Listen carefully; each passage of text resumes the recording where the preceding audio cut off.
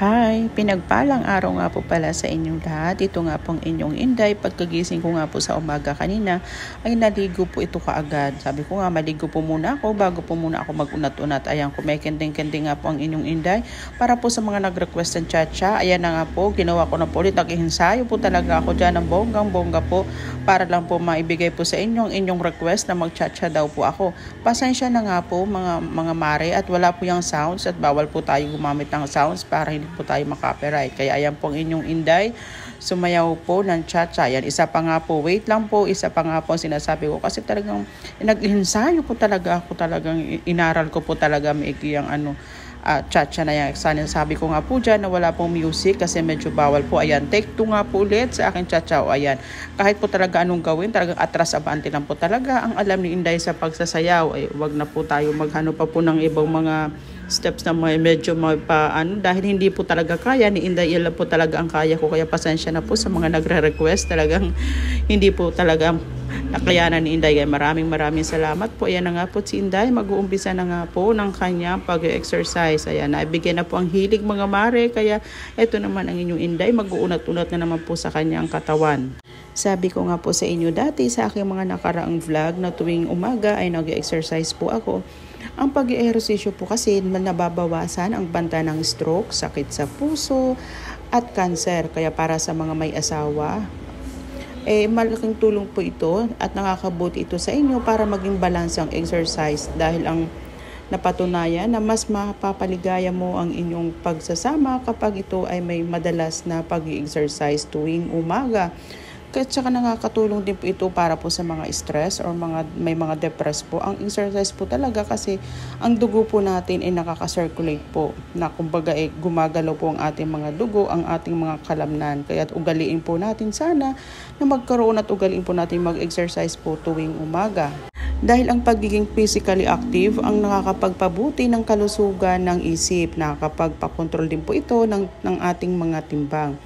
Pinapatas din po kasi ito ang ating mga energy level po at saka pinapalakas din ito ang ating mga muscle. O di po ba mga mari? Kaya mapapansin po natin sa mga tao pong lagi po nag-exercise, maganda po talaga ang kanilang mga pangangatawan. Kaya sana ugaliin po natin ito tuwing umaga bago po tayo magtrabaho. Kahit man lang po mga 5 or 10 minutes po pag umaga.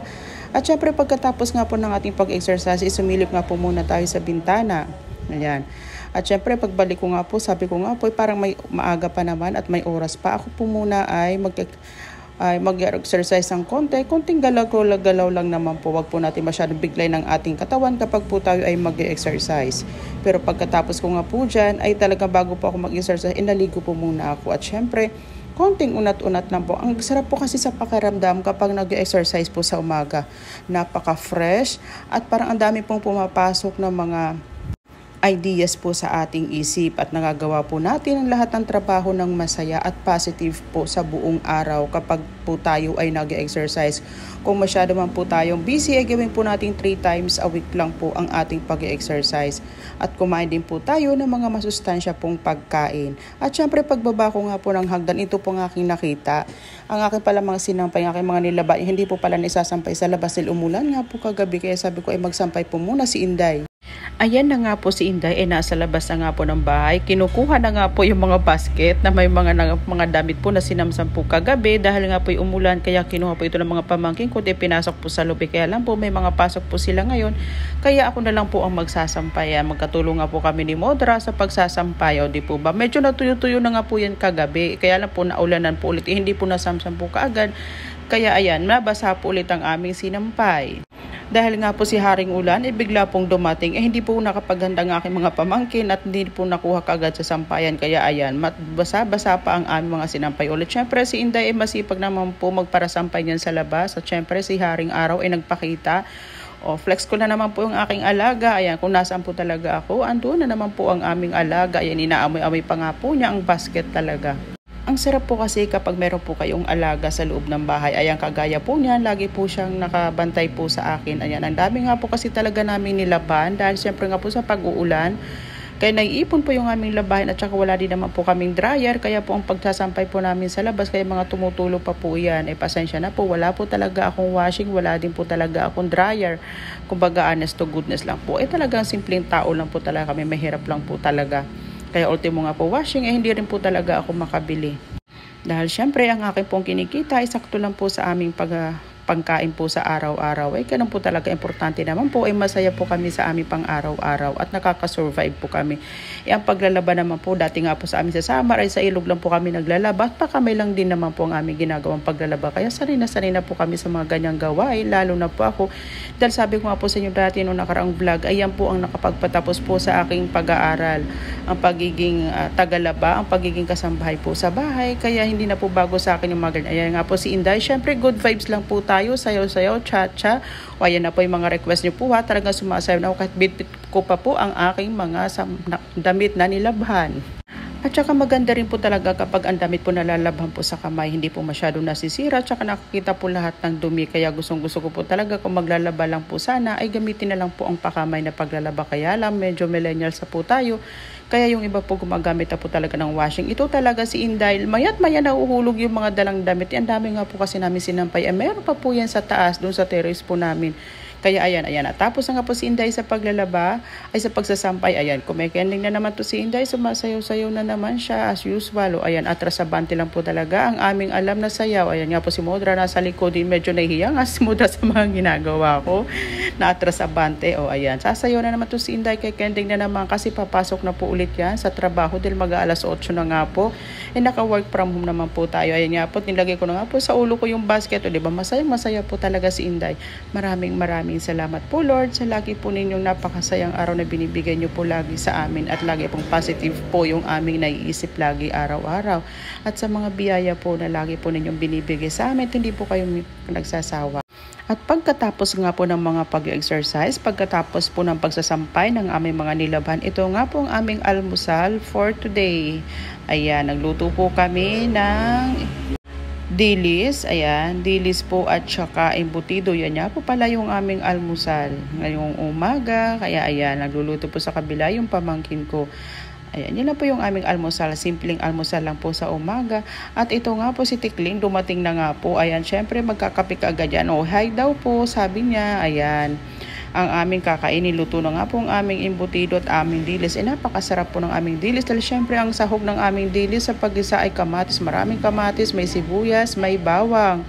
Yan po ang aming gagawin sa dilis. At syempre ilagay na nga po natin ang bawang. Niluto po muna ang dilis bago po isahog sa bawang. Ayan. Halo-haluin lang po natin si bawang. At syempre medyo durug-durugin po sana ng konti si bawang at malalaki nga po ang hiwa.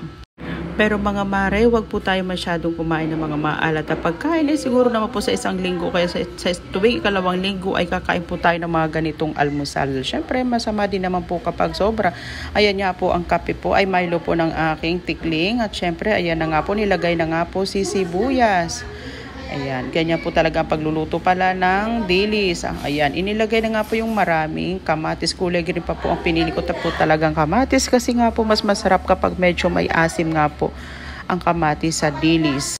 At ayan na nga, inilagay na nga po natin ang dilis. Pinaghalo-halo lang nga po sa kamatis, sibuyas, bawang. Ayan, talaga ng aking pamangkin ay tuwang-tuwa. Talagang paboritong almusal po kasi nila yan yung dilis. Kasi masarap naman po talaga siya. Ayan na nga po, luto na nga po ang ating almusal, ang ating ulam. Ayan na nga po yung dilis, ayan na nga po, may kape na po tayo, may Milo, may kanin, ayan. Syempre ang aking tasa is Smile with Joy, ayan, tagal lumulutang yung kape, kaping-kape po talaga si Inday, ayan, yan na si Tikling, kumakain na rin po.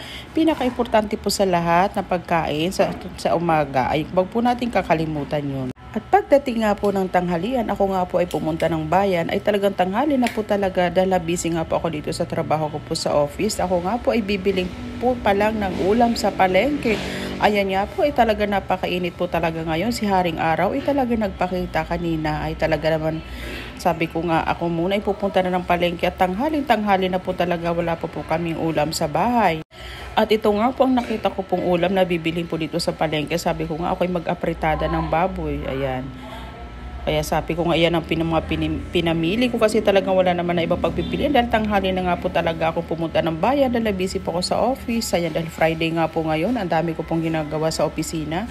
Kaya sabi ko, yan na lang po ang aming bibilhing ulam. Pagdating nga po ng kapatid ko kanina sa bahay, wala pa po talaga akong lutong ulam. At syempre pagdating po sa kabila, ako nga po ay bibili na naman po ng pagkain po ng aking alagang pusa. Ayan nga po binili ko, yung tamban. Yan po binibili ko po sa kanya, ay pang ilang araw niya na po yan na kinakain. Ayan, at yan nga po yung mga tinda pong isda kanina sa palengke, puro mga sariwa po. At syempre kapag pupunta po tayo ng palengke, bumili na rin po tayo ng pang-almusal sa umaga. Ayan nga po, bumili pa ako ng embutido. At syempre kapag may embutido, may itlog po tayo na pang-almusal po sa umaga. Kaya sabi ko kay ate, bigyan nyo lang po ako ng kalahating tray lang po ng itlog. At pang-almusal lang naman po namin yan. At pagdadating nga po ng bahay, ito po ang akin nadatnan. Ay napakarami pong rambutan. Ayan, maraming salamat po sa nagtinda po nito sa amin. Kay Lenlen, flex ko lang po. Ayan nga po si Inday. Ay busy po sa pagkuha ng mga rambutan po sa loob. Tinitingnan ko nga po, talaga dami po talaga ng rambutan po yata na na-order ko po kanina sa kanya. Pero ayan nga po, syempre dami mga ubo at sipon po dito sa bahay, kaya kumain po tayo ng mga vitamin C. At ito nga po ang aking sahog sa aking gagawing apritadang baboy. Ayan nga po, nahiwa-hiwa na nga po ang carrots at saka patatas. Ayan nga po, naisa lang na nga po ang karne. Ayan, so ayan, medyo nilagyan nga po siya doon sa kawali at hayaan lang po natin na lumambot po siya ng kusa po doon sa kawali. Syempre nilagyan na po yan ng bawang. Ayan, ginisa na po yan sa bawang. At ito nga po yung mga sahog po natin. Ayan, ayan, may pasas, may carrots. Ayan, syempre may pampalasa na tomato sauce po tayo. Tsaka may reno din po tayo para sa ating apritadang baboy. At ito na nga po, nagtubig na nga po ang ating ating baboy. At ayan lang po natin na maluto yan ng ganyan. At syempre kapag luto na yung baboy, ayan po gagawin natin. Lagyan na nga po ng tubig at lilagyan na nga po yung mga pampakulay para po doon sa gagawin nating apritada. Dilagyan na nga po yan ng laurel. At syempre may pamintang durog po yan. Ito na nga po, inilagay na nga po si pasas. Ilagay na nga po natin si carrots at saka si patatas. Ayan, may mga timpla na rin po iyan. Inilagay na nga po natin lahat. At para po kasabay na po siya nalalambot ng karne. Kaya dapat po lagyan din po natin ng tubig. Pero pag ako po talaga nagluluto ay ginigisa ko po talaga yan. Yung patatas at saka carrots. At syempre ilagay na nga po natin yung siling pula. Ayan, para may konting anghang. Para naman masarap kainin. At syempre ito na nga po ang aming Roberta, ang aming bitak. Ayan, na-amaze din po siya doon sa rambutan na napakarami. Kaya namimili po siya sa rambutan po na aming binili na napakarami. Sabi nga niya, wow, ang dami nito. Ayan, po ba kasi nga pa may mga sipon, may mga ubo, tamang-tama po iyan. Dahil mura lang po ang rambutan. At bumalik pa nga talaga siya at namimili talaga siya ng kakainin niya. Ayan, ay dumukot pa nga po talaga yan sa loob. Maraming salamat po Lord sa mga biyaya po lagi.